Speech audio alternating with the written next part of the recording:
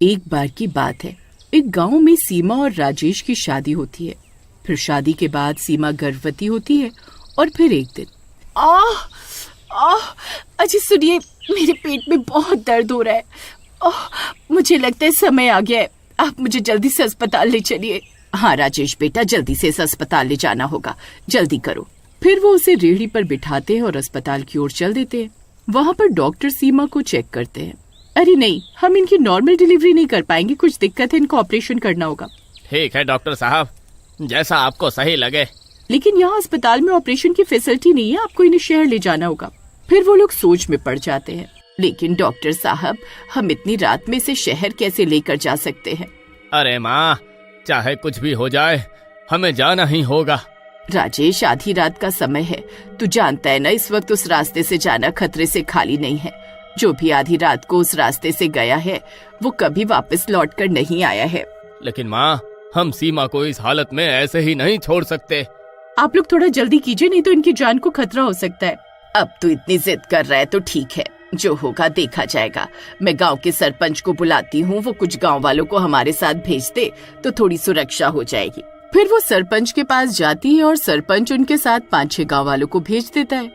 वो लोग एक गांव वाले की मिनी बस में निकल पड़ते हैं। तभी कुछ देर बाद आगे बढ़ने पर वो बदनाम सुनसान रास्ता आता है। बहुत दर्द हो रहा है। अजी, ड्राइवर भैया को बोलिए ना, गाड़ी थोड़ा जल्दी चलाए। इतनी धीरे चलाएंगे तो हमें बहुत समय लग जाएगा। अरे भाई, गाड़ी थोड़ा तेज चलाओ ना। अरे बहन, गाड़ी तेज चलाई तो गाड़ी का इंजन की आवाज से वो आदमखोर शैतान यहाँ आ सकते हैं। हमें बिना आवाज करे यहाँ से निकलना होगा। बहुत दर्द हो रहा है। हे भगवान, अरे बहन जी, आवाज मत करो, नहीं तो सब मरेंगे। हे भगवान, रक्षा करना। सब लोग शीशे बंद कर लो, कोई भी शीशा खुला नहीं रहना चाहिए। यहाँ से उनका इलाका शुरू हो जाता है। इस वक्त हमें यहाँ नहीं होना चाहिए था। हे भगवान, रक्षा करना। उस रास्ते पर बहुत अजीब अजीब से जानवरों की आवाजें आ रही होती। पूरे रास्ते में मानव हड्डियां बिखरी हुई होती। अरे नहीं, अरे ये सब तो किसी इंसान की हड्डियां हैं। भाई, इनके साथ क्या हुआ होगा? अरे हीरा भाई, शीशा से बाहर झांकना बंद करो, नहीं तो तुम्हारा सर धड़ से अलग हो जाएगा। और जल्दी से शीशा बंद करो। तभी उनकी गाड़ी का टायर पंचर हो जाता है और गाड़ी रोकनी पड़ती है। अरे नहीं, इसे भी अभी पंचर होना था। अरे अब क्या करूं? भाई, इस वक्त हम बस से नीचे नहीं उतर सकते।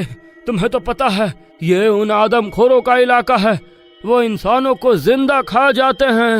एक काम करो, बस की सारी लाइट बंद कर दो और मेरे साथ 2 लोग नीचे चलो।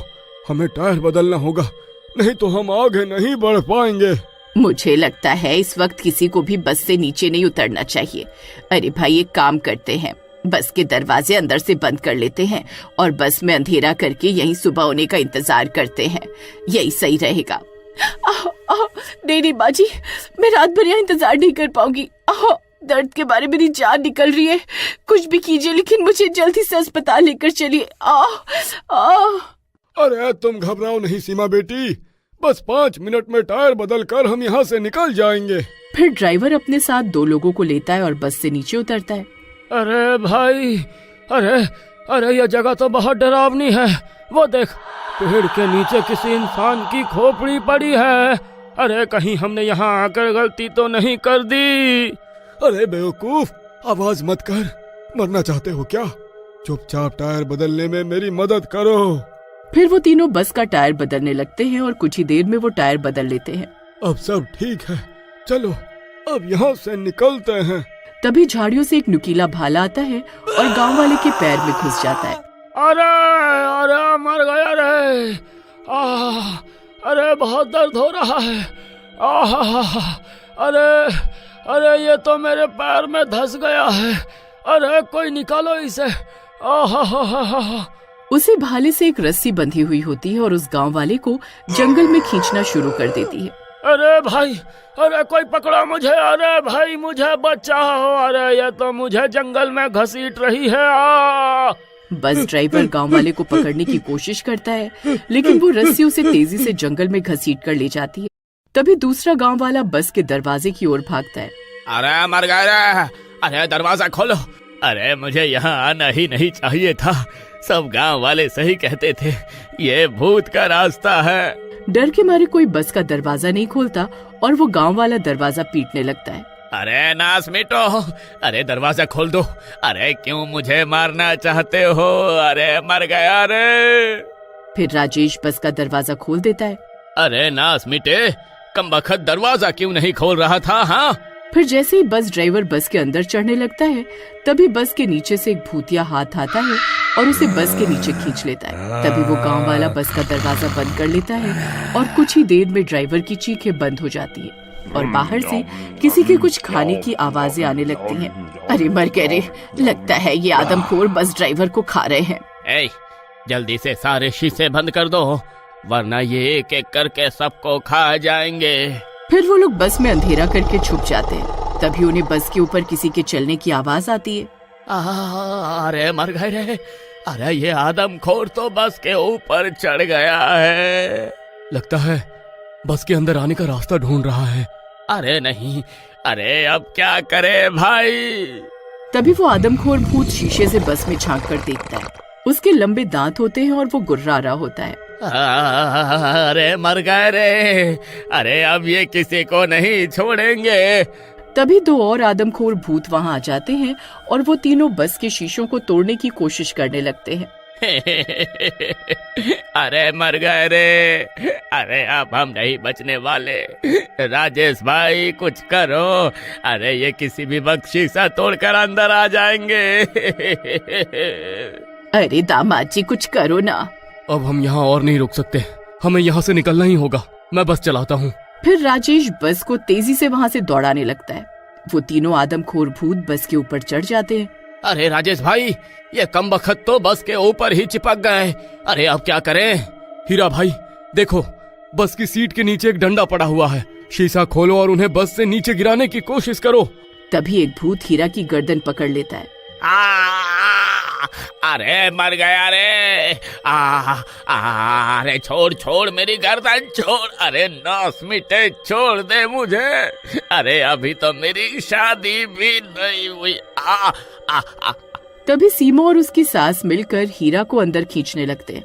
तभी वो भूत शीशा तोड़कर बस के अंदर घुस जाते हैं। अरे मर गए रे। अरे अब हम नहीं बचने वाले। अरे अब हम सब मरेंगे। अरे नहीं, अब क्या करूं? फिर भूत सीमा को पकड़ लेता है। राजेश बेटा जल्दी कुछ करो, इन्होंने सीमा को पकड़ लिया है। तभी हीरा भागते हुए राजेश के पास जाता है। राजेश भाई, अरे जल्दी कुछ करो, भूतों ने सीमा को पकड़ लिया है। तभी हीरा को दूर जंगल में एक पुराना मंदिर दिखाई देता है। अरे राजेश भाई, वो देखो सामने हनुमान जी का पुराना मंदिर है। चलो उस मंदिर के आंगन में इस बस को ले चलो, अब भगवान ही हमारी रक्षा करेंगे। फिर राजेश बस को तेजी से भगाता है और मंदिर के आंगन में बस को ले जाकर रोक देता है। मंदिर पहुंचते ही तीनों भूत घबरा जाते हैं। इसी का फायदा उठाकर वो सब लोग बस से निकल जाते हैं। फिर वो लोग हनुमान जी की मूर्ति के सामने हाथ जोड़कर बैठ जाते हैं। हे संकट मोचन, हम आपकी शरण में हैं। अब आप ही मेरे बच्चे की रक्षा करो। तभी मंदिर की घंटियां खुद ब खुद बजने लगती हैं। शंख की आवाज से पूरा जंगल गूंज उठता है। हनुमान जी की मूर्ति से रोशनी निकलने लगती है और तभी तीनों भूत जलने लगते हैं।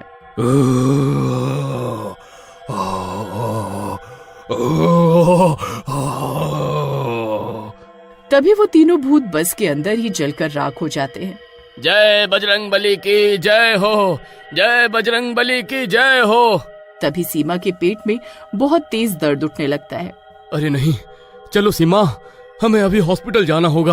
अरे भाई, बस तो भूतों के साथ साथ जल के राख हो गई, अब हम कैसे जाएंगे? आज बजरंग बली ने ही हमारी जान बचाई है, अब मेरे बच्चे की रक्षा भी वही करेंगे। फिर उसकी सास उसे मंदिर में बने एक पुराने कमरे में ले जाती है और कुछ ही देर में कमरे से बच्चे के रोने की आवाज आती है। अरे वाह वाह, मुबारक हो राजेश भाई, अरे तुम तो बाप बन गए। फिर वो सब लोग भगवान का शुक्रिया अदा करते हैं और वापस अपने गांव लौट जाते हैं।